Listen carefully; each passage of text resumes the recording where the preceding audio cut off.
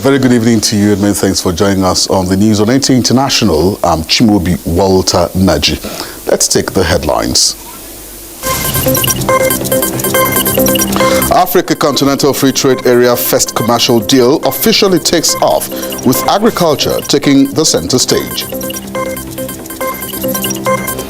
Niger presidential election. Second round of election imminent as no candidate gets more than 50% of total vote counts. FG approves SIM replacement policy for subscribers to ease national identification number.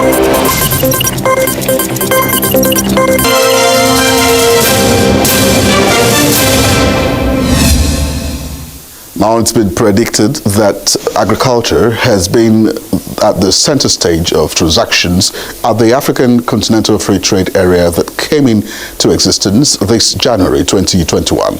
Musa Baba Aliyu takes a look at Nigeria food production business and the Continental Free Trade Area. Even before the idea of the African Continental Free Trade Area was conceived, Nigeria has been the source of food, especially grains, for more than 10 African countries in West, East and Central Africa. The business, though 90% informal, are being transacted at an open grains market like this.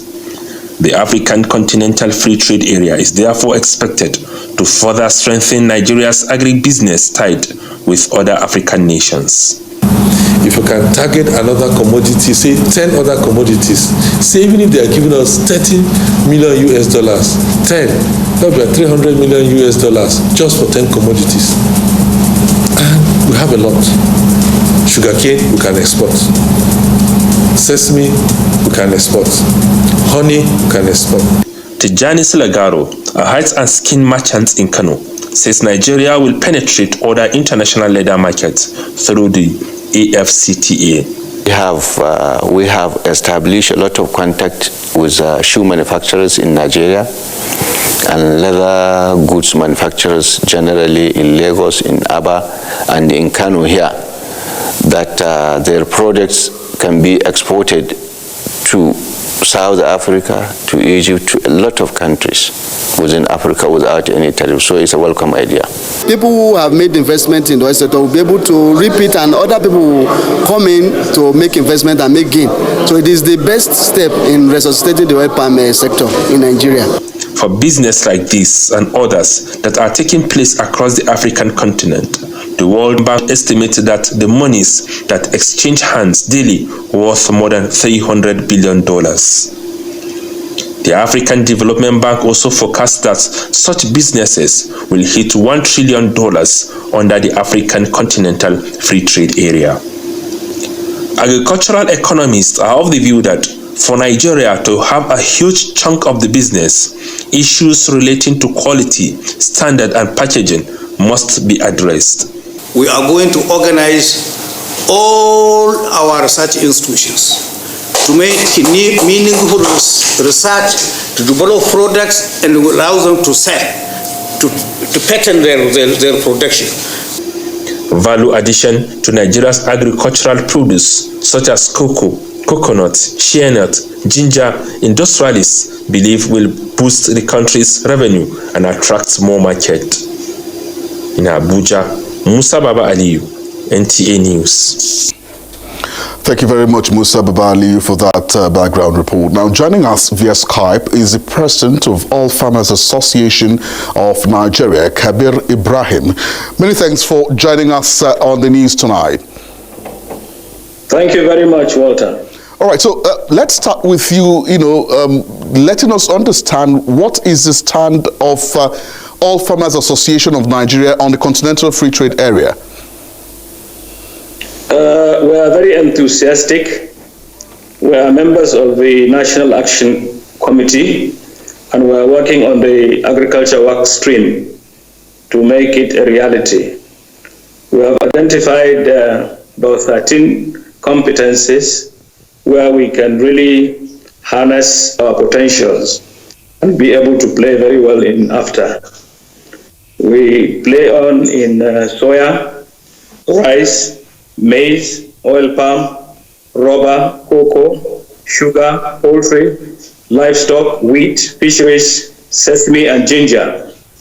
We must add value to all these products to be able to get the best out of them. We are already working with so many African countries informally. We just need to formalize it. We need to accentuate so many areas that we can harness what we have. Our transportation, intercontinental transportation, processing, and general value addition will have to be augmented to be able to play and take advantage of the possibilities. The market is very, very good for us. We have encountered many problems in dealing with European countries. Here in Africa, we are the giant in all but name. But this will afford us opportunity to be able to really make it a reality. We are also, I am, as AFAN president, I am the chairman of the National Technical Working Group on Global GAP, Good Agricultural Practice. And we will deploy that and sensitize our farmers to be able to adopt good agricultural practice so that whatever we bring out will be acceptable to all African countries and even beyond. So the focus on agriculture in Nigeria is timely, and we only need to explore the possibility of mechanization and then all year round agriculture to be able to upscale our production, to be able to play sustainably. I believe it's a very welcome development, and we are in it to stay. All right, so Malam Ibrahim, we will get out of poverty. There's been concerns. Malam Ibrahim, we understand. Yes. We understand what we understand what you've just talked about. But then there's been concerns that foreign farm produce might flood Nigerian markets. What's your take on that? Well, by foreign you mean products from Africa? Exactly. That is very welcome. The business has to be symbiotic. We must have synergies, because it cannot be a one-way track. There are those areas where we don't have comparative advantage, and those things will come in.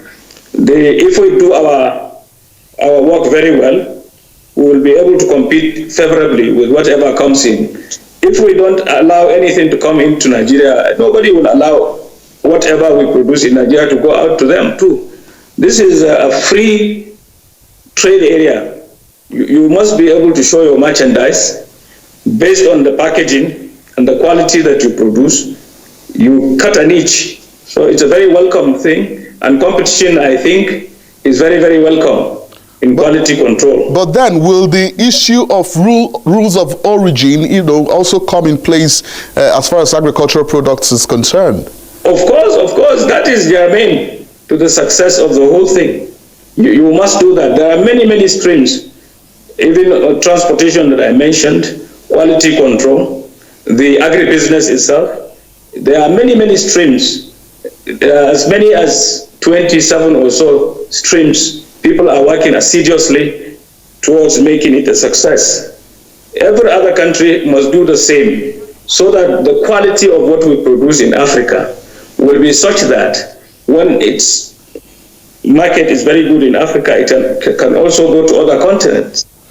Okay, so can you let us understand what would be the government's input as far as making sure that this African Continental Free Trade Area comes as a success, and of course be a source of more revenue for the country?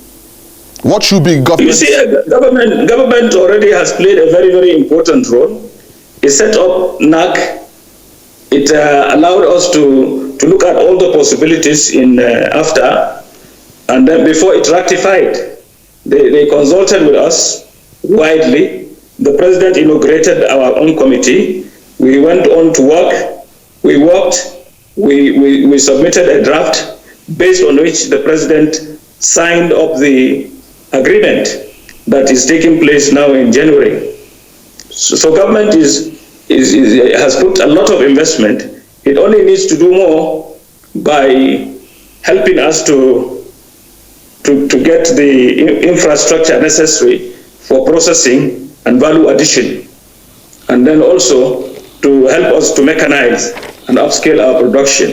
And as I said, we must do agriculture all year round to be able to sustainably play in the market.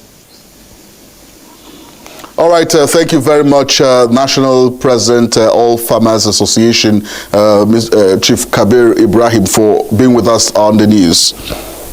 Thank you very much. Thank you. And following the federal government's drive towards ensuring all subscribers' registrations are linked with national identification numbers, and all stakeholders in the industry work together to achieve a seamless process, the Minister of Communications and Digital Economy, Issa Ali Pantami, has approved a SIM replacement policy for subscribers whose SIMs have been lost, stolen, misplaced or damaged. A statement by the Director, Public Affairs, Nigeria Communications Commission, NCC, Ikechukwu Adinde, indicates that the replacement is subject to conditions including that subscriber presents a national identity number, that an effective verification of the name is carried out by National Identification Management Commission, and that the relevant guidelines and regulations of NCC concerning SIM replacement are fully adhered to. This policy is part of the federal government's efforts to reduce the burden of subscribers and simplify the exercise, and it's aimed at enabling telecommunication service users who need to replace their damaged or stolen SIMs to re-establish access to telecom services, the statement added.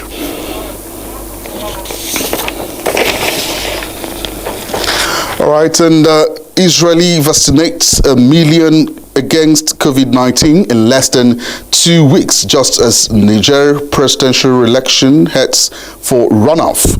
Joyce Ometu brings us up to speed on foreign scene. Niger is going for a second round of the presidential election as no candidate clinched the needed 50% of the total votes cast in the first round that took place on December 27, 2020. Former Prime Minister Mohamed Bazoum of the ruling party PNDS came first with 39.33% of the vote, followed by former President Maman Usman of ARD party, placed second with 16.99% of the votes. In the meantime, the latest in a series of attempts by allies of President Donald Trump to overturn the November U.S. election result has failed. A Texas judge rejected the case, seeking to stop Vice President Mike Pence from certifying the final results. President-elect Joe Biden is due to take office on 20th January 2021. Let's now turn attention to the coronavirus pandemic. Vietnam has detected its first imported case of the new COVID-19 variant that is spreading rapidly around Britain.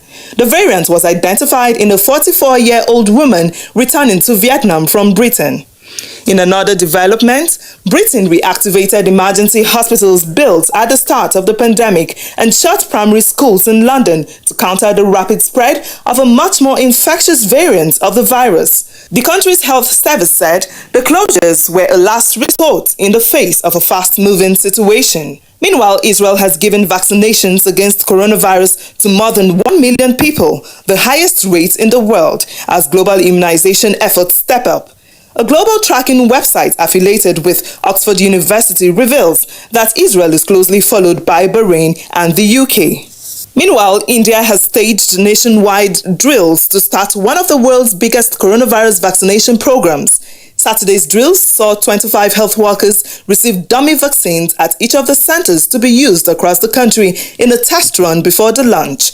A look at the numbers. The spike in coronavirus infections is showing no signs of slowing as global cases now exceed 84 million with 1.8 million fatalities. Nigeria on January 1st recorded 1,074 new cases as the total infection toll in the country rose to 88,587. Joyce Ometu, NTA News. Many thanks, Joyce. Now, to speak on the spike of COVID-19 infection in Nigeria is the National Coordinator, Presidential Task Force, Dr. Sani Aliu. Glad to have you with us in the studios tonight. Thank you, Walter. All right, so how would you respond, to the spike in the cases of COVID-19 around the global community and in the country? So here in Nigeria, I'll try and concentrate on Nigeria, of course, even though we know what's happening across the rest of the world. Here in Nigeria, we're definitely having our second surge, and from all indications, it's looking like it's probably going to be worse than what we had in April, May. And from the Presidential Task Force side, we continue to be very concerned about people's ongoing behavior, especially over the last 1 to 2 weeks, where people have continued to engage in mass gatherings with very limited use of what we call non-pharmaceutical interventions, such as the use of face masks, social distancing, etc. The PTF has come out with an updated guideline and protocol. We are very pleased with some of the state governments that have gone ahead to implement these protocols. But at the end of the day, it's really important that we realize that this is a collective effort. We cannot continue to put our lives at risk. COVID-19 is very much with us. Unless and until we have effective vaccination in place, it will continue to be a problem. And from the rate at which this infection is increasing across the country, there's a real risk that we will overwhelm our health services. Already here in Abuja and also in Lagos, the number of cases is starting to surpass what is currently available. The FCT minister had to go around to open up more isolation centers, and the same is happening in Lagos as well. And I'm sure it will apply to some parts of the country. Yesterday, over 500 new infections were recorded in Lagos, which is huge. And if you look at the mortality, the death rate, even if our death rate is slightly less than 2%, but if you do 2% of more than 1,000 cases every day, you can imagine what's going to happen in the future, because the death rate always seems to lag behind. All right, Dr. Sani, Nigeria had in the first phase of the infection, first wave of the infection in Nigeria, we never recorded as much as 1,000 cases in the country, and now we are recording over 1,000 cases. Did you envisage, that something like this could happen in the second phase? And if you did, do you think that we have enough capacity, to handle what may be coming towards us? So, Walter, what do you expect in a situation where you have thousands of people mixing with each other without any protection, none at all? Not wearing face masks, not observing any physical distancing, engaging in parties and concerts and festivities where there's no protection at all. What do you expect? This is a virus that's always been looking for an opportunity, and it got the perfect opportunity. Back in March, April, when we locked down, we had less than 200 cases in the country. And when the surge started, we were running at around between 150 to 200 cases a day. But what happens if you relax? If you relax, what will happen is that the numbers will surge. So of course it's no surprise, because we know the rate at which people have been complying with our restrictions and our recommendations. And unless and until that changes, the number will not change unless we start abiding by the protocol and following the guidelines, which we will continue to push the state governments to enforce. Because I think at this stage, the gloves are going to start coming off, really. We cannot continue to put our citizens' lives at risk, particularly our elderly citizens and those that have comorbidities, because they are the ones most likely to die from these infections. From the travel side, you're probably aware that we have now started implementing the penalty. We've got the first 100 passengers that have failed to follow the protocol in terms of testing at day 7 on arrival in Nigeria. We have put travel restrictions on those passports. This has been effected yesterday, and hopefully by tomorrow the full list will come out in the newspapers, but it's already out in the social media. And we will continue to put travel restrictions on 100 passengers every week until people start complying with our travel protocol. That's quite informing, Dr. Sani. But then, this there's been a lot of stories about the new strain of the virus finding its way into Nigeria. Is this true? And if not, how prepared is the country to stop this from happening? So at the moment we don't have confirmation that we have the B117 strain. We have a university, I believe, that's been doing some of the sequencing down in the southwestern part of the country, Professor Chris Happy's laboratory, and we've already asked him to look at the more recent isolates. He's had a look at some of the isolates back in September, October, but we wanted to have a look at the more recent isolates. For the moment, we don't have confirmation that we do have the new strain, but then that's why we've been strengthening our protocols when it comes to international travel. We have a new set of guidelines that apply to passengers that are coming from the United Kingdom and South Africa, and in these instances, these passengers will have to make sure that they have what we call a QR code or a permit to travel certificate, which has to be downloaded from our travel portal website. Okay, and Dr. Sani, sorry, because of time, we could just have your final thoughts on on this issue. So my appeal to Nigerians is COVID-19 is still very much with us. It's really important that we continue to protect ourselves and our loved ones. If you are elderly, if you are above the age of 60, you have comorbidities, now is the time to actually lock up more than at any other time, because COVID-19 is spreading and we're doing whatever we can. However, at the end of the day, safety comes first.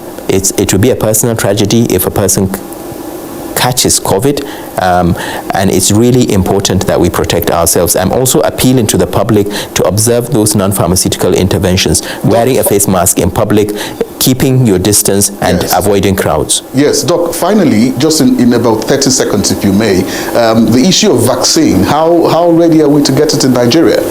There's a lot of work going on in the background. The National Primary Healthcare Development Agency has been linking up with Gavi. We're very confident that by the end of January, at least we would have the first set of persons being vaccinated. We're very confident that that will happen, but it's a lot of work, and it's already going on in the background. All right, thank you very much. We've been speaking with the National Coordinator, Presidential Task Force, Dr. Sani Aliyu. Many thanks for being with us on the news tonight. Thank you for having me. All right, you're watching the news on NTA International. More news after the break. Just stay with us. I am there now. Are you sure this will work? Has to. I can't miss this guy's control. Just keep your phone on so I can listen. Today we're going to be discussing sleep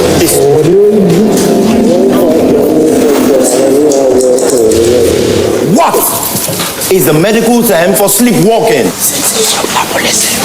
Sonambulism. Correct. Get free Intel to Intel calls and experience HD quality conversations every time. Live more. Thanks for being with us on the news. The Directorate of Defense Media Operations, DMO, says air interdiction missions being conducted by the Air Task Force of Operation Lafayette Dole have continued to deal with terrorist elements operating in the northeast zone of the country, with the elimination of Boko Haram terrorists and destruction of their structures and logistics store.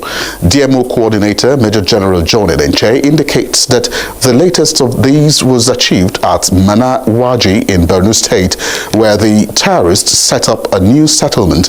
The airstrikes were executed employing Nigerian Air Force fighter platforms after a series of aerial surveillance missions revealed that the new settlement was being used to store weapons, logistics items, and staging area for attacks. And next is sports. Stay with us.